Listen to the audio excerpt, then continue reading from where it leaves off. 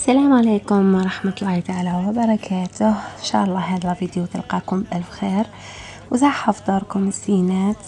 اليوم حضرت بطبوط محشي بواحد الحشوة قرافة بنينة وفعلا مش هتعين تحضريها، تجي معسلة وسهلة مهلة، مقادير بسيطة وفعلا مش هتعين توجد.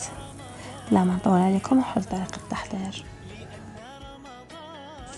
انا بديت بالحشوه، ناخذ مقلاة فيها حوالي 3 مغارف كبار زيت، احطها فوق النار تسخن ونحط عليها كبده نتاع التانت، خليها تتقلى على نار خفيفه ونروح نحضر عجينه البطبوط.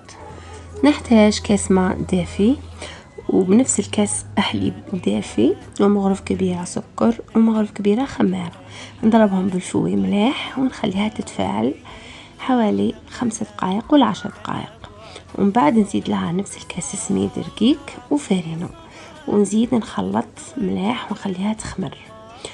ومن بعد ما تخمر 10 دقائق نضيف 2 كيسان نتاع فارينو ونص مغرف صغيرة نتاع ملح ونعجنها مليح بهذا الشكل.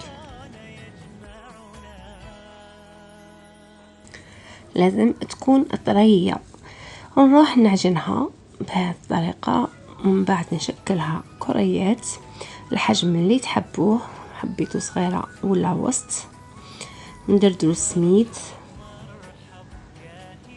بهذا الشكل.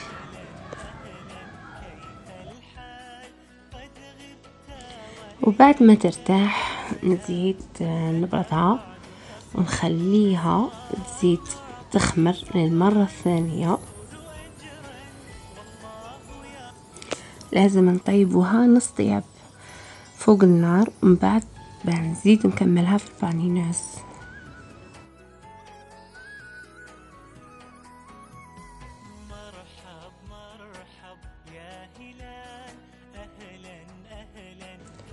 نروح للحشوة، نملح الكبدة بشوية نتاع ملح ونضيف لها صلصة الطماطم. انا كنت موجدتها بعد ما طاب البطبوط ونقسمه، شوفوا كيفاش يجي فارغ.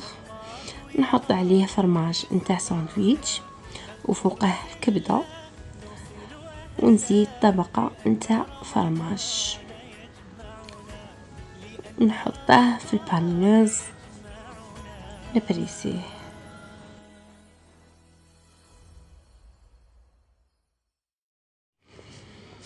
كما راكم تشوفوا معايا الوصفه نتاع اليوم حاضره. الف مرحبا، على بالي غادي هاد الوصفه تعجبكم بالبزاف.